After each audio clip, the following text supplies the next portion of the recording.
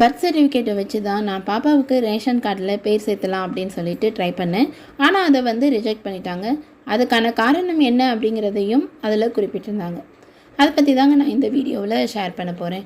வீடியோக்குள்ளே போகிறதுக்கு முன்னாடி குழந்தை பிறந்ததில் இருந்தே நமக்கு இந்த 3 முக்கியமான டாக்குமெண்ட்ஸ் வந்துட்டு தேவைப்படும்.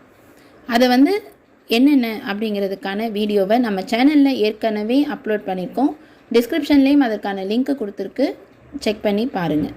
குழந்தையுடைய பெயர் ரேஷன் கார்டில் சேர்க்கறதுக்கு நமக்கு பிறப்பு சான்றிதழ் அப்புறம் ஆதார் அட்டை, இது 2மே முக்கியம்தான்.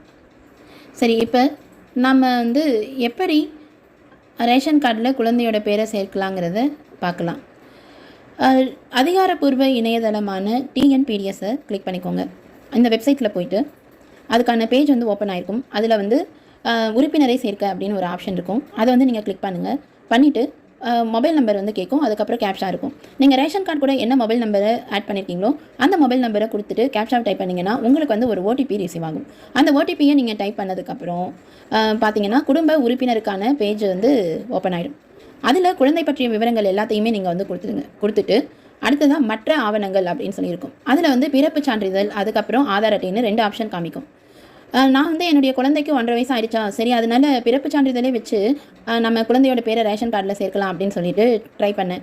ஆனால் அதை வந்து அவங்க ரிஜெக்ட் பண்ணிட்டாங்க. அதுக்கப்புறமா அதுக்கான காரணம் என்ன அதில் போட்டிருந்தாங்கன்னா, குழந்தைக்கு வந்து ஆதார் கார்டு தான் மஸ்ட்டு அப்படின்னு சொல்லியிருந்தாங்க. சரின்ட்டு நானும் ஆதார் கார்டு அப்ளை பண்ணிவிட்டு மறுபடியும் குடும்ப அட்டையில் பேர் சேர்க்கறதுக்கு ட்ரை பண்ணேன். அதுக்கப்புறமா வந்து நான் ஆதார் கார்டை வந்து அப்லோட் பண்ணிவிட்டு உறுப்பினரை சேர்க்க அப்படின்றத கிளிக் பண்ணிவிட்டேன். அதுக்கப்புறம் சரிபார்ப்பு எல்லாத்தையும் ஓகே பண்ணிவிட்டு உறுதிப்படுத்தி அதுக்கப்புறமா பதிவு செய்ய அப்படின்னு சொல்லி கொடுத்த உடனே 15 நாட்களுக்குள்ள குழந்தையுடைய பெயரும் ரேஷன் கார்டில் ஆட் ஆயிடுச்சு. ஸோ நீங்களும் உங்களுடைய குழந்தைக்கு நீங்கள் ரேஷன் கார்டில் பேர் அப்ளை பண்ணுறீங்க, ஆட் பண்ணணும் அப்படின்னா நீங்கள் முதல்ல செய்ய வேண்டியது என்னென்னா ஆதார் கார்டையும் அப்ளை பண்ணி வச்சுக்கோங்க.